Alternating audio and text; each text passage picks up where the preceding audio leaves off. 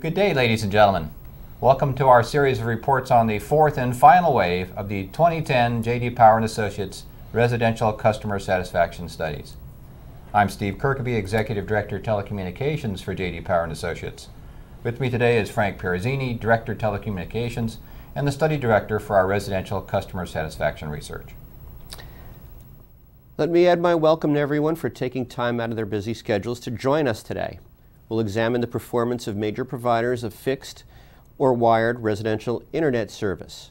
You're probably aware that we divide our results into 4 geographic regions that are relatively equal in population.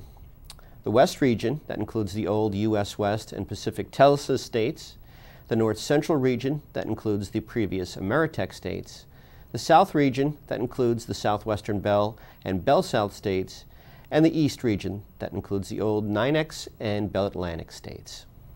In order for us to include a brand in our regional rankings, it must obtain at least 100 valid consumer responses within that region, totaled across our 4 waves. Unlike some other research approaches, our final results are based on over 75,000 web surveys across our telephone, video, and high-speed data segments, focusing on the household decision makers' most recent experiences with their current service provider. We weight our results to account for the approximately 114 million households in the continental U.S.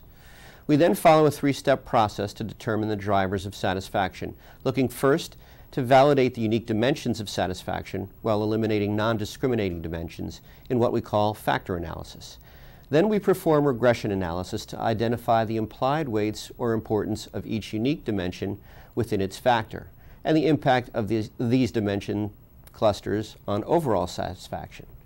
Finally, we score each respondent's survey based on these weights, indexing the results on a 1,000-point scale to provide the context needed to compare each provider's relative performance. This year, our top-ranked providers represent a cross-section of the facilities-based competitors in the residential telecommunications market: telephone companies, cable companies, and cable overbuilders. The factor importance weights for the 2010 study have changed from 2009 due to the reorganization of the customer service factor battery of questions that are contact mode specific and actionable.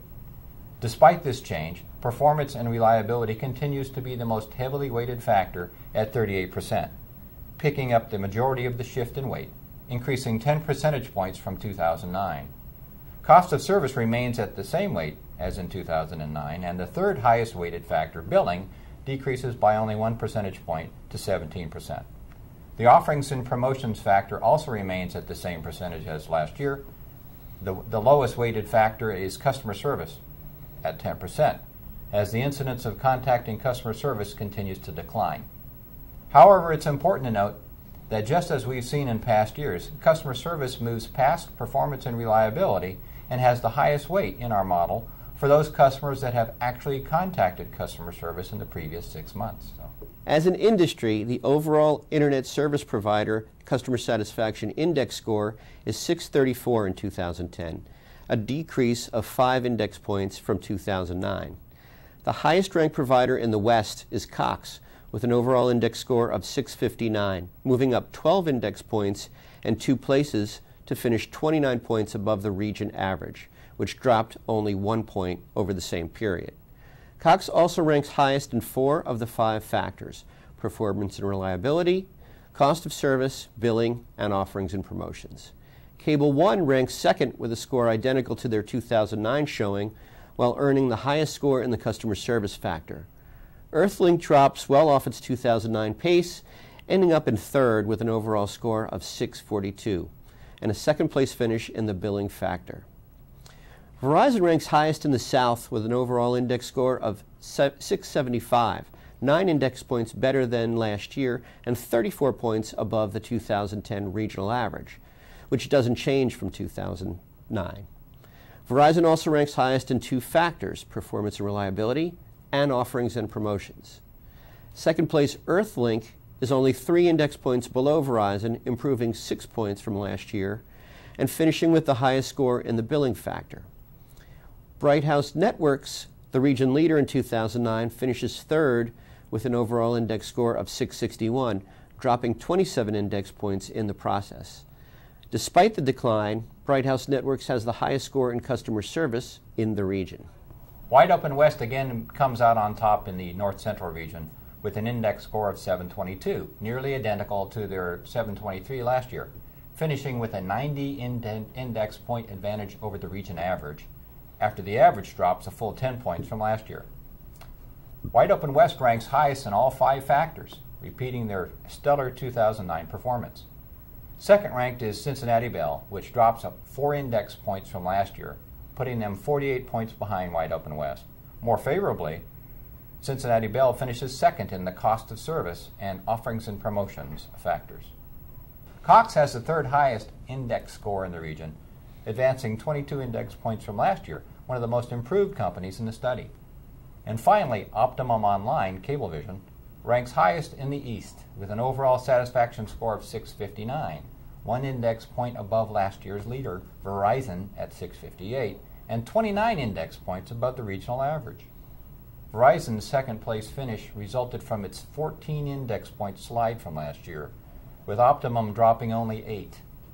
The declines were typical for the East as the regional average dropped 13 points. Meanwhile, Optimum Online ranks highest in 2 factors in this region, offerings and promotions and customer service. Reflecting the closeness of the outcome, Verizon also ranks highest in 2 factors, performance and reliability and cost of service. Third-ranked Earthlink rounds out things by picking up top honors in the billing factor. I would like to make a few additional points from our study findings. While it is fairly intuitive that the value equation represented by fairness of prices paid as the pricing element and data transfer speed as the performance element are 2 key drivers of satisfaction, customer service can still significantly influence overall satisfaction. Collectively, Internet service customers who had no recent customer service contact had an overall index score of 650, compared to an index score of 826 among those who rated their last customer service experience a 9 or a 10 on a 10-point scale.